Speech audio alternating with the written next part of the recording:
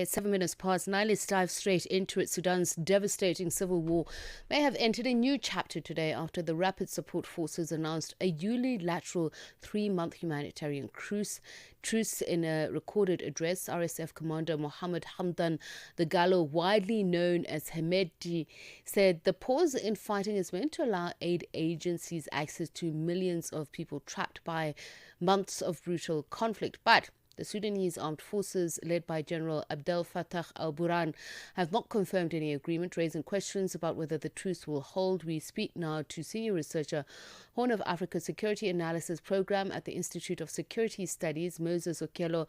A very good evening to you, and thank you so much for speaking to us.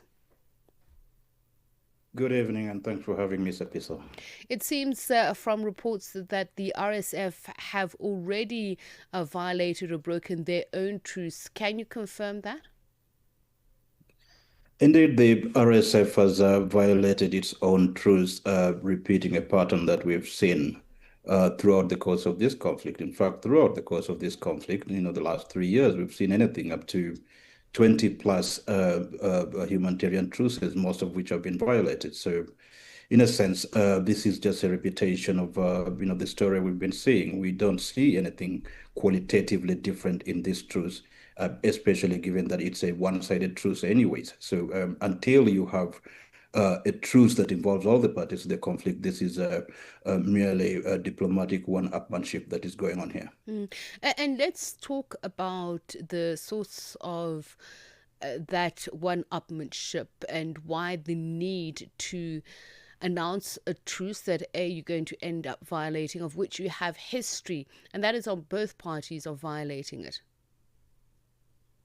Yeah, the RSF is just coming out of, or in fact, still embroiled in the violations committed in El Fasher. There is some kind of agency to demonstrate some goodwill and perhaps to cleanse its image, so to speak.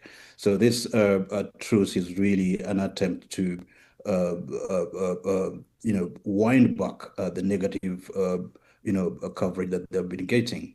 But on the other hand, this approach to announcing a truce is something that they have done whenever the Sudan armed forces have appeared to be slightly weaker. So this is nothing but a game that the parties are playing just to appease the international community, buy some time for themselves, as well as gain some diplomatic mileage. And what is happening in between for those people who are stuck in those conflict areas, who continue to be killed by both parties? What happens then? Al-Burhan himself calls this truce the worst so far. Is there any particular reason that he would single out what seems to have been a growing pattern between the two parties? Well, at the moment, the humanitarian situation in Sudan is dire. The people who have been displaced out of El Fasher in their tens of thousands, into nearby communities, experiencing, very dire situation. So the people are not in any good condition following the conflict in Sudan. On the other hand, the conflict has generally caused terrible living conditions in the parts of Sudan that are held by both parties. So at the human level, at a very basic human level, at the level of human rights violation, for children, for women, this is an extremely terrible situation. Burhan seems to believe that the humanitarian truce is wrapped up in proposals by the court, wrapped up in proposals that are aimed at undermining his authority and therefore recognizing in some way the RSF. So in a way, you could say that his reluctance to follow suit and to declare his own truce has got a lot to do with the guilt emerging out of El Fasher, having been routed out of El Fasher, but also his belief that the attempts to resolve the conflict, the proposals that are being made by the international community, are not necessarily in his favor. So in a way, this is Burhan trying to remake his image, having lost in El Fasher. And he charges that this truce is meant to eliminate the Sudan armed forces, and it calls for the dissolution of all security agencies. How true is this, and how would that be affected if that were the case? I would say that the proposal to quote unquote eliminate the Sudan armed forces is one of three proposals that have been put forward by Masad Bulus.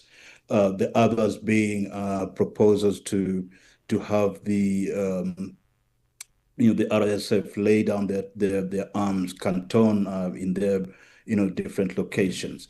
So, but Burhan does not see any form of moral equivalence between the SAF and the RSF, and therefore does not believe that any proposals for resolving the conflict involve the army or the Sudan armed forces taking any serious moves. So to him, the only proposal that would work is one that is conditioned on the RSF laying down its arms, cantoning in specific sites, and then only then can he get into a conversation about any political solutions. Let's talk about the political solutions in terms of the diplomacy. We've seen a statement by US President Donald Trump recently on the dynamics around the truce. What does it signal in terms of what his plans are and what the reality on the ground is? And the alternative mediators outside of the UAE aligned framework, whom would you say would be best placed to bring about some form of resolution that will bring about stability? I'm afraid to say that Donald Trump was doing what Donald Trump does best, which is taking advantage of every potential a situation to score some points. But even he, in this particular situation, seemed to be a bit reluctant to get overly committed, given the complexities of what we have going on in Sudan. So I saw a lukewarm a reaction to the proposals by the Saudi, MBS. So I don't think Donald Trump is going to exert himself as much as he has done in other situations, Ukraine, DRC, and whatnot. So for me, this is just part of the larger effort to indicate some minimal interest, but nothing really tangible. That having been said, I think part of the challenge with resolving this conflict has been the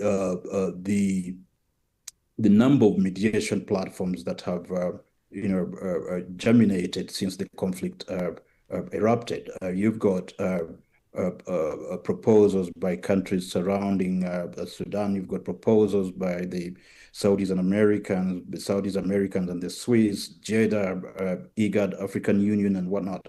So these proposals have created an environment that have allowed the main fighting groups to forum shop, between different categories while continuing to fight on the ground. So unfortunately, the people in Sudan are the ones who've had to, to bear the brunt of this conflict. That having been said, I think renewed interest by the Quad framework is rather interesting, but it needs to be aligned with the aspirations of the Sudanese themselves, as well as the aspiration of the African continent. And that's a very good point to make. And thank you for your time. Much appreciated. Your insights as well. That is Senior Researcher, Horn of Africa Security Analysis Program at the Institute for Security Studies, Moses Okello, speaking to us.